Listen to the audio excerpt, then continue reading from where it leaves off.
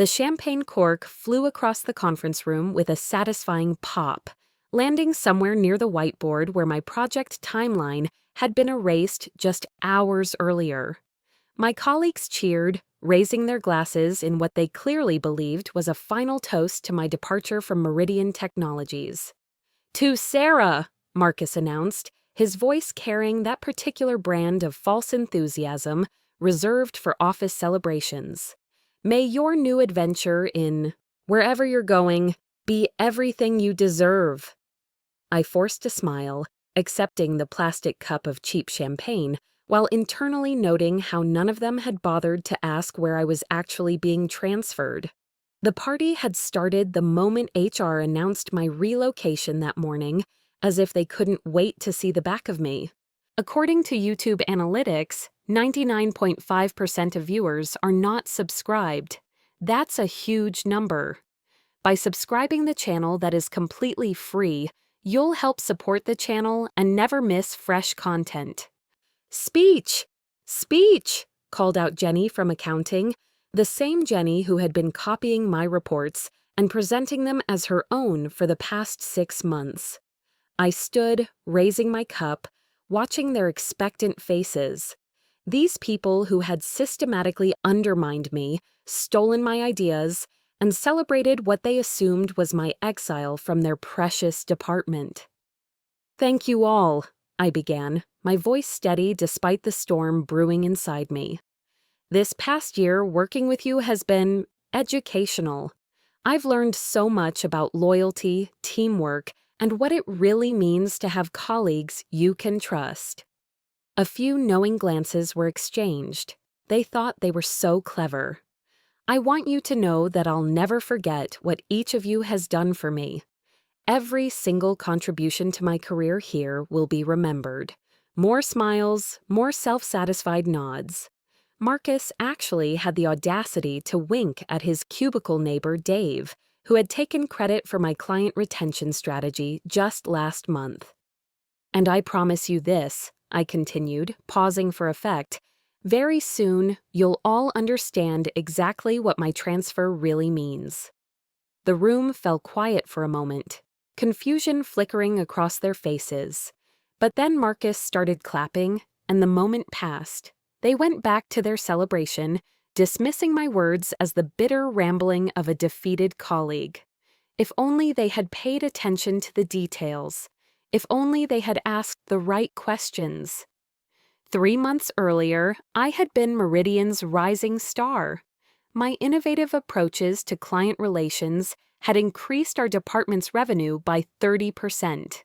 I had single-handedly landed the Hartwell account, the biggest client acquisition in company history.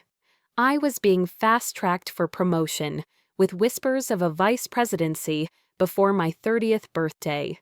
But success, I learned, breeds envy in small minds. It started subtly. Marcus, the department's golden boy who suddenly found himself overshadowed, began collaborating on my projects. His contributions were minimal, but somehow his name appeared first on every presentation. When I brought this up with our manager, Patricia, she smiled that patronizing smile I'd grown to hate. "Sarah, teamwork is essential here. We all need to support each other's growth. Support." That's what she called it when Marcus took sole credit for my Hartwell presentation to the board. Support is what she called it when Jenny started distributing modified versions of my weekly reports with her name in the header. Support is what she labeled Dave's habit of interrupting my client calls to add his perspective, which inevitably steered conversations toward his own agenda. The final straw came during the quarterly review meeting. I watched, powerless, as Patricia presented the team's achievements to the regional director. My Hartwell strategy was now Marcus's innovation. My process improvements were Dave's efficiency initiatives. My client retention program was a collective effort led by Jenny.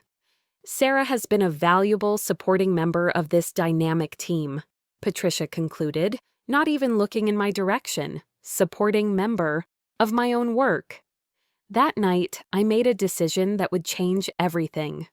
I started documenting every theft, every betrayal, every instance of my work being appropriated. I created detailed records of email timestamps, meeting recordings, and client communications. I built an ironclad case that would prove beyond doubt who was really responsible for our department's success. But I needed more than evidence. I needed the perfect opportunity for justice.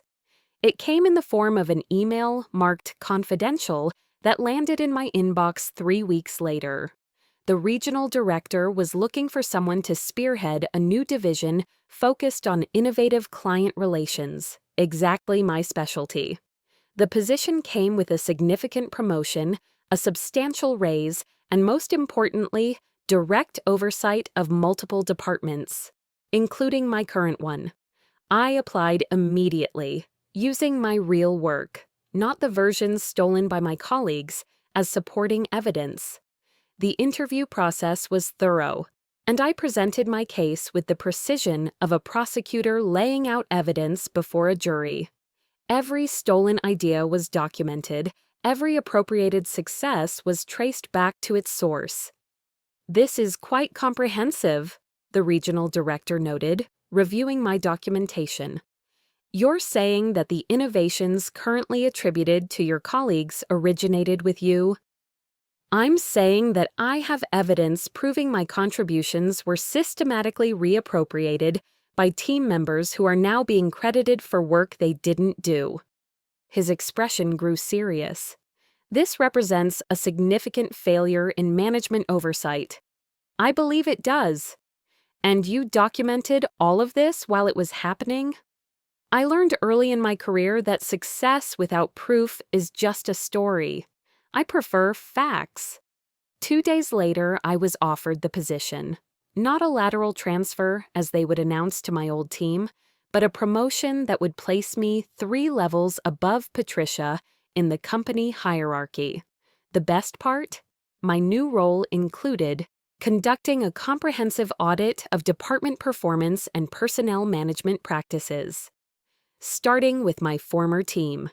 The goodbye party continued around me, my colleagues blissfully unaware that they were celebrating their own downfall. I watched Marcus dominate conversations about his client strategies, Jenny distribute business cards, highlighting her expertise in process optimization, and Dave networking with other departments about his proven track record in retention. Patricia arrived fashionably late, making a grand show of presenting me with a coffee mug labeled "World's Okayest Employee," her idea of workplace humor. "Sarah, we're going to miss having you around," she said, loud enough for everyone to hear. "You've been such a team player, always willing to support everyone else's initiatives." The irony was so thick I could taste it. "Patricia, I want to thank you for being such an instructive manager. You've taught me so much about leadership, accountability, and recognizing talent." She preened at what she took as a compliment, completely missing the edge in my voice. "Well, I do try to foster an environment where everyone can contribute to our collective success." "Collective success," I repeated, savoring the words. "Yes, that's exactly what you've fostered here." The party wound down, as office parties do, gradually, then suddenly. People began filtering back to their desks, making promises to stay in touch that we all knew were lies. Within an hour, the conference room was empty, except for the scattered debris of their premature celebration. I gathered the remnants of my personal items from my desk, making sure to leave behind anything that might seem important. Let them think I was walking away defeated, leaving valuable resources behind in my haste to escape. As I headed toward the elevator for the last time as a member of this department, Marcus called out, "Hey, Sarah, you never did tell us where you're going." I turned back, seeing them all clustered around his cubicle, probably planning their next theft or discussing how to divide up my former responsibilities. "Oh, didn't I mention?" I said, stepping into the elevator. "I'm staying right here in the building. Just moving up a few floors, way up." The elevator doors closed on their confused faces. Monday morning came with the crisp efficiency I'd always loved about new beginnings. I arrived at my new office on the 15th floor, corner window, executive suite, direct view of the parking lot where my former colleagues were probably fighting over the spaces closest to the building. My assistant, Robert, had already prepared my schedule for the week. Department audit meetings, personnel reviews, and a comprehensive presentation to the board about productivity optimization and credit attribution protocols. "The regional director wants to see you at 10, Robert informed me. Something about implementing new management oversight procedures. Perfect. Nuemars. Exactly 10 o'clock, I sat across from Director Harrison in his expansive office. My documentation spread across his conference table like evidence in a criminal trial. "I've reviewed your materials," he said, his tone grave. "If these allegations are accurate, we're looking at a systematic failure of management integrity in the Client Relations Department." "I have additional evidence," I replied, sliding across a folder containing the email trail I'd discovered just that morning. "Patricia has been aware of the credit misattribution for months. These messages show her actively encouraging team members to take ownership of collaborative projects." Harrison's jaw tightened as he read. "This is worse than I thought. She's not just failing to prevent misconduct, she's orchestrating it. There's more. I've identified at least 12 specific instances where my work was presented to clients and upper management under other people's names. The Hartwell account alone represents over $2 million in revenue that was directly attributed to strategies I developed. And they have no idea you're documenting this?" I smiled for the first time since the meeting began. "They threw me a goodbye party on Friday. They think I've been transferred to some remote office in disappointment. Marcus actually said he was sorry to see me go because I was such a good team player." Harrison laughed, a sound entirely devoid of humor. "They have no idea what's coming. None whatsoever. How do you want to handle this?" I leaned forward, my voice steady and sure. "I want a full departmental meeting. I want Patricia and her entire team present, and I want them to understand exactly who they've been stealing from. Consider it done." The conference room on Tuesday afternoon felt different than it had during Friday's celebration. The same fluorescent lights, the same beige walls, the same cheap table, but the energy had shifted completely. My former colleagues filed in with the reluctant shuffle of people summoned to mandatory meetings. Patricia entered last, checking her phone and wearing the expression of someone whose time was being wasted. They took their seats around the table, Marcus making jokes about mystery meetings, and Jenny complaining about her disrupted schedule. None of them noticed Harrison standing in the corner, observing silently. "Thank you all for coming," Patricia began, still focused on her phone. "I'm not sure why we're here, but apparently someone needs to discuss. Actually, Patricia, I'll be conducting this meeting." Every head turned toward the door where I stood, no longer the defeated colleague from Friday's party. I wore the navy suit I saved for important presentations, carried the leather portfolio that held their professional lives in the balance, and most importantly, I wore the expression of someone who held all the cards. "Sarah?" Marcus's voice cracked slightly. "What are you doing here? Aren't you supposed to be in wherever? They sent you?" I walked to the head of the table, the position Patricia usually claimed, and set down my portfolio. "I am exactly where I'm supposed to be. Let me introduce myself properly this time. Sarah Chen, Director of Strategic Operations and Departmental Oversight, your new supervisor." The silence that followed was so complete, I could hear the building's ventilation system humming. "I don't understand," Patricia said, her voice smaller than I'd ever heard it. "Let me clarify. 3 weeks ago, I was offered a position overseeing multiple departments, including this one. My first assignment is conducting a comprehensive audit of productivity, management practices, and credit attribution protocols. Dave's face had gone pale. Credit attribution? Yes, Dave. That's when we determine who actually created the work that's been generating revenue for this department. I opened my portfolio and began distributing copies of my documentation. For instance, Dave, this is the original email chain for what you've been calling your retention initiative. Notice the timestamps show my proposal was submitted 2 weeks before your first mention of customer retention strategies. Dave stared at the papers as if they might burst into flames. Jenny, this folder contains the original drafts of the weekly reports you've been distributing with your name. Note the metadata showing creation dates and author information.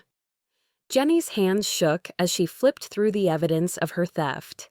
Marcus, your folder is considerably thicker. The Hartwell presentation you delivered to the board? My work. The client relationship framework you presented at the regional conference? Also mine. The innovative scheduling system that earned you Employee of the Month? I have the original development notes with my handwriting. Marcus opened his mouth, closed it, opened it again. No sound came out. I turned to Patricia, who sat frozen at the other end of the table. And Patricia, your folder contains email evidence showing not only your awareness of these practices, but your active encouragement of team members taking credit for my contributions. This is some kind of mistake, Patricia stammered. We work as a team here. Ideas belong to everyone. Actually, Patricia, ideas belong to the people who create them. Revenue belongs to the people who generate it, and credit belongs to the people who do the work. Harrison stepped forward from his corner, speaking for the first time since I'd entered the room. What Ms. Chen is describing represents the most systematic case of intellectual property theft and management misconduct I've encountered in my 20-year career with this company. The room was so quiet, I could hear Jenny's breathing becoming rapid and shallow. The documentation is comprehensive, Harrison continued. Email trails, timestamp evidence, client communications, original drafts, everything needed to prove deliberate and repeated appropriation of a colleague's work product. What does this mean? Marcus whispered. I looked around the table at their terrified faces, these people who had spent months stealing from me and celebrating what they thought was my defeat. It means, Marcus, that effective immediately, all client accounts developed through my strategies revert to my management. It means your employee recognition awards are being rescinded. It means the promotions you received based on my work are under review. Jenny, your process optimization certifications are suspended pending investigation. Your project leadership roles are terminated immediately. Dave, your client retention statistics are being recalculated to reflect actual contribution data. The conference speaking engagements you booked based on your expertise are being canceled. I turned to Patricia, saving the best for last. And Patricia, your management position is terminated effective immediately. A supervisor who not only fails to prevent intellectual theft, but actively encourages it has demonstrated complete unsuitability for leadership responsibility. Patricia's face cycled through disbelief, anger, and finally, desperate pleading. Sarah, please, you can't do this. I have a mortgage, children in college. I'm not doing anything, Patricia. You did this. Every choice that led to this moment was yours. I simply documented the consequences. Harrison stepped forward again. Security will be escorting each of you out of the building within the hour. Personal items will be shipped. Company property, including all work product, remains here. This is insane. Marcus finally found his voice. You can't destroy our careers over some credit disputes. I looked at him with the patience of someone explaining basic concepts to a child. Marcus, I haven't destroyed anything. You built your reputation on stolen work. I'm simply correcting the record. Your actual contributions to this department are minimal enough that they can be summarized on a single page, which they will be for your references. The next hour passed in a blur of security escorts, desperate explanations to HR representatives who had already reviewed my evidence, and the surreal satisfaction of watching people who had celebrated my supposed defeat realize the magnitude of their miscalculation. 6 months later, I stood in the same conference room, now completely renovated with actual furniture instead of cheap folding tables. My new team, carefully selected for competence and integrity, was presenting quarterly results to the regional board. Revenue was up 60%.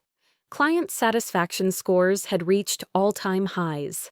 The department had become a model for other branches to emulate. The success metrics speak for themselves, I told the board. When credit is properly attributed and talent is accurately recognized, productivity increases exponentially. After the meeting, Harrison walked with me back to my office. Any regrets? About how you handled the Patricia situation? I considered the question seriously. None. They made their choices understanding the potential consequences. They assumed I would accept being robbed of credit for my work indefinitely. They were wrong. The industry reaction has been interesting, he noted. Word gets around about management practices. I've had 3 companies ask about our credit attribution protocols. Good. Maybe it will discourage similar behavior elsewhere. We reached my office where Robert was waiting with the afternoon schedule. Ms. Chen, you have the Client Retention Symposium at 3 and the Mentorship Program interviews at 4:30. The Mentorship Program? Harrison asked. I'm working with HR to identify young employees who might be experiencing what I experienced. Early intervention can prevent systematic exploitation of emerging talent. Harrison smiled. From revenge to prevention. I like it. After he left, I settled at my desk and opened my laptop to review the afternoon presentations. On my bookshelf sat a small framed photo from Patricia's goodbye party, the one they'd thrown for me, thinking they were celebrating my defeat. I kept it as a reminder of a valuable lesson. People will show you exactly who they are if you pay attention.